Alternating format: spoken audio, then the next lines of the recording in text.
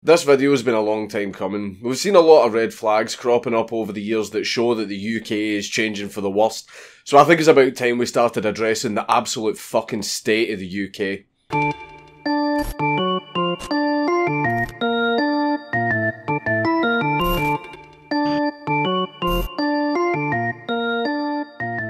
We can start looking at a few minor things, like knife crime laws. The UK does have some strict knife crime laws. Scotland has some extremely strict knife crime laws, where even if you are hiking, fishing, hunting or camping, something that would be a very valid reason to have a knife on you, you can actually be arrested and charged for that. A man right now is actually currently facing 4 years in prison for carrying a potato peeler. The police have become so overzealous in this that they boast about seizing literal butter knives and also bike wheels for some reason. I actually have a friend who was arrested and charged with possession of a knife because he had a knife on him while he was camping in the middle of the woods, and he now has a nice criminal record because of that. I think the context as to why you have a knife on you should be taken into consideration.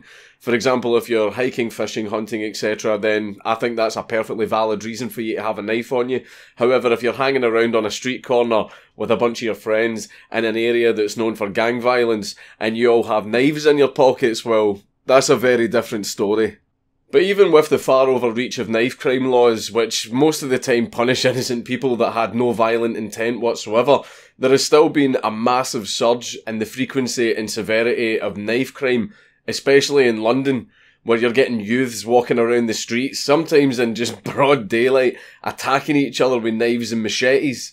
But what could have actually caused the massive increase in knife crime, and why aren't the police taking more preventative measures to actually stop it? Maybe it's because Sadiq Khan said he was going to do everything in his power to cut random stop and searches, and the result of that was London's murder rate surpassing New York's murder rate. It in fact got so bad that Sadiq Khan actually had to completely U-turn on this decision, and instead he's now vowed to increase stop and searches. The problem is the mentality of it being easy to get away with carrying a knife has already been established among the youth, and it's probably going to take a good few years for that mentality to go away. Another huge issue that the country faces is female genital mutilation, where even 30 years after the practice was made illegal, not a single conviction was made, and we're only just starting to see convictions now at an extremely low rate, despite there being thousands and thousands of reported cases. I mean, in 2017 alone, there was over 1,700 reported cases where female genital mutilation had been identified, and there was only a really small handful of cases that actually went to court. In fact, despite there being a massive number of reports in 2017 alone, 2017 may have actually been the first year where someone was actually prosecuted under the law. Grooming gangs are another problem that the country's facing. Due to the absolute failure of the Rotherham investigation and several others, the public outcry got so bad that the police actually seem to be getting their act together and actually investigating these things. Prosecutions are happening, people are being arrested, the police are actually getting off their arse, so that's actually a good thing that they're starting to take it a lot more seriously. A few thousand raped children a bit too late, but it's better than nothing.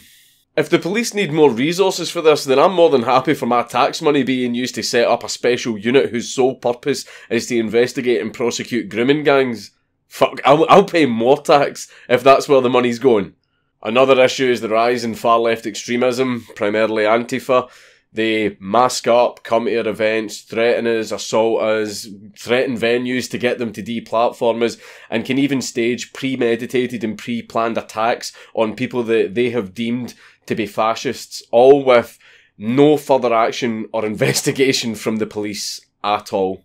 But when it came to the violence at the Free Tommy event, which again I don't condone, the police used CCTV, surveillance and even analysing the social media accounts of everyone that was involved, and the instant they identified anyone as having committed a crime that day, they swooped in and grabbed them. It was done with such precision, such finesse, they invested so much resources in it, and they just arrested people en masse. It was probably some of the best work from the police that you've ever seen in rounding up these violent people. Have you ever seen the police do that to Antifa? Because I haven't. It's almost like there's a little bit of selective prosecution going on here. The funny thing is, Antifa do get away with a hell of a lot. They get away with a hell of a lot. But take any group that's even just slightly right of centre and beyond, any group that is on that hemisphere, just get them to act like Antifa, even just for a day. You know, mask up, threaten events, you know, peaceful protests and all that type of stuff, and just watch how fucking fast and hard the police act to nuke that shit from orbit. It's just very interesting how easily the police were able to track down and catch everyone who was violent at the Free Tommy event, but when it comes to Antifa, who do worse things and with a lot more frequency, the police just can't seem to find them at all. I mean, if Paul can find and identify Antifa members using nothing but Google and autism, then how come the police, with their vast surveillance network and professionals who are trained specifically in tracking down suspects, they just can't seem to find Antifa at all? Really, it really makes you think, doesn't it? But for some reason the police aren't focused on these. They've driven their time and resources in a completely different direction to focus on something else. But what could possibly be worse than physical attacks, mutilation, extremism, and rape of children? What could possibly be so bad that the police would ignore these things and focus elsewhere? Words. Those pesky, sneaky words that can make you feel sad, offended, or even convince you to change your way of thinking to a way of thinking that the government doesn't like. Because words can mean violence. Which is true. I remember this one time, years ago, I was in a bar, and some guy was giving me the glare. So I walked up to that motherfucker, and I slit his throat with an adjective. We've had the war on drugs. We've had the war on terror. Now let's see how much time and resources the police are investing into the war on words. Sadiq Khan decided to ignore all the machete, knife and acid attacks that were happening on the streets of London, but decided instead to protect people from mean words, and he established an online hate crime unit, which is set to cost millions and millions to the taxpayer. The police also like to remind everyone that Big Brother is watching by sending out these really foreboding tweets that remind everyone that if you say any wrong-think opinion out loud, you're off to the gulag. This new wave of surveillance has gotten so bad that in 2016 alone, over 3,300 people were brought in for police questioning over something that they said online. Just imagine the amount of police time and resources that must go in to interviewing, detaining and questioning 3,300 people. Also, do grooming gangs piss you off? Do you hate them? Do you think they're absolutely disgusting? Well, you better keep that to yourself, because the police are actually arresting people for tweeting mean things out about grooming gangs.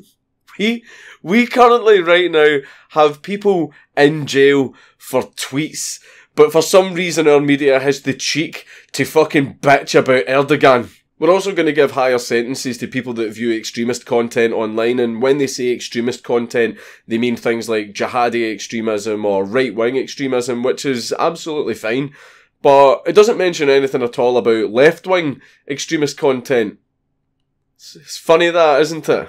So the police have invested so much time, so much taxpayer money, and so much resources into policing what people say, which ultimately by proxy leads to policing what people think. But why is it the police are now so focused on this war on words? It seems to me personally like a massive virtue signal. They want to prove that Britain is a diverse, accepting and tolerant place, while right now the police are just pushing a message that they do not accept diversity of opinion. They refuse to accept the right of other people to hold certain opinions, and they seem to be completely intolerant of opposing views that do not fit with the status quo. So why have the police focused mostly on this instead of fighting actual serious crimes? It's because we all know the power of a certain accusation that the far left like to use when they know they're about to lose an argument. It's almost like it's a Pavlovian response from them at this point. Whenever they know they're about to lose an argument and they want to shut down all discourse and they don't want to listen to a single word that you have to say and they want to make sure other people don't listen to you either, they'll just turn around and call you a racist. The far left have used this method so much, and they've made sure that they've created a culture where racists are dehumanised so much that their opinions are irrelevant. Essentially, they don't have rights, and any treatment that you give them or anything that you do to them physically or verbally is completely justified, which is why people are so terrified of being labelled as a racist, and they will do anything they can to prevent that. And the police have even went down this path themselves. They will not investigate forced marriage because they're afraid of being called racist. They will not investigate female genital mutilation because they're afraid of being called racist. They will not do random stop and searches because they're afraid of being called racist. They will not investigate fucking grooming gangs because they are afraid of being called racist. Just like the townsfolk of Salem would completely change their behaviour to avoid anyone accusing them of being a witch, in the current day, everyone, including the police, will do the exact same thing to avoid being called a racist. This culture that the far left have created is actually preventing the police from doing their job. People are actually being hurt because of this. And do you want to know the funny thing about this? The far left think that by them doing this, they're protecting minorities, but see if you remove grooming gangs from the situation, see when it comes to female genital mutilation, forced marriage, and also knife crime, do you want to know who the vast majority of victims are? Migrants, non-whites, refugees, Muslims, basically people that are non-native to Britain. You know, the very people that you're supposed to be trying to protect.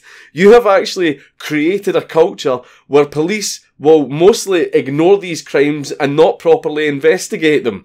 So congratulations, you have created a culture that is actually bringing physical harm and suffering to the very people that you are trying to protect. But hey, at least they won't have to listen to mean words. Now, British police, I completely understand your fear. But take it from someone who gets called a Nazi, white supremacist, racist bigot on a daily basis. You learn to live with it. Nothing really changed in my personal life because my family and my friends and everyone that actually knows me in the real world knows that I'm none of these things, so nothing changed in that regard at all. Yeah, sure, there might be a point where I'll be out in public one day and I'll get punched because someone read about me in The Guardian, or Antifa might track down where I live and attack me or my girlfriend because Antifa does like attacking women. But you're the police, so you don't need to worry about that. America's police get called racist all the time, and they're doing a great job. Mostly. Being falsely labelled as a racist and a Nazi by the media is actually quite handy. It helps you separate people that you can actually have a intelligent conversation with from the people who get all of their information from The Guardian. It really helps you separate the wheat from the chaff, or in this case, the adults from the toddlers. My politics are out there for the world to see. Rational people who actually research me and actually look into the things I say realise that I am actually none of these things. Even rational people who fucking hate me never brand me any of these terms because they see that I just don't fit the bill. Of course, there are still spergs out there who'll call me racist, Nazi, alt-right, and all of these other terms, even though I don't actually treat people differently based on race, and I have never at any point in my life advocated for an ethno-state. But in the same breath, I'm not going to waste my time explaining to these people why I'm none of these things because they can't actually go out and do the research themselves. So, to those people that still think I'm alt-right, still think I'm a Nazi, still think I'm a racist, I'm not going to waste any more time on you. And the reason for that is, just because your mother drank very heavily while she was pregnant with you is not my fucking problem.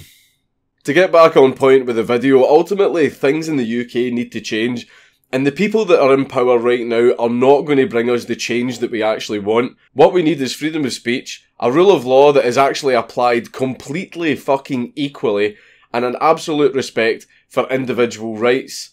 And see, when it comes to these things that the majority of people actually want and would actually benefit every single person in this country, the Tories don't give a shit, Labour doesn't give a shit, the SNP doesn't give a shit, and I could probably count on two hands how many people in Parliament right now actually give a shit about these things. Things need to change. I know this was a serious video and there wasn't really any jokes. I'm just really annoyed that in this case, the punchline is my fucking country.